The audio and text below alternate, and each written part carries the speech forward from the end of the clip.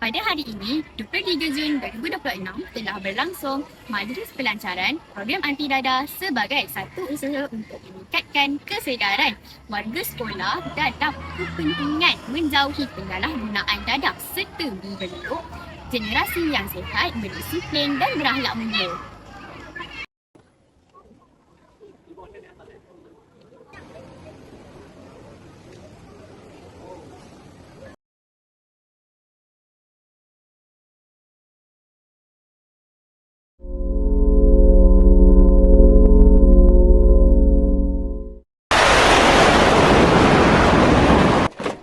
All systems active.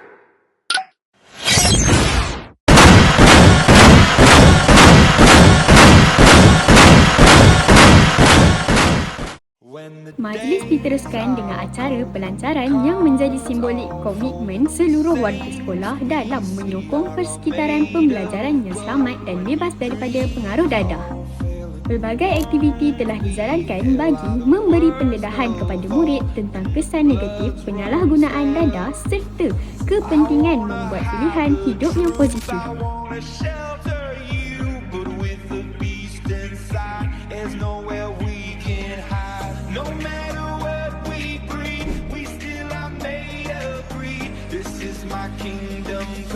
This is my kingdom come.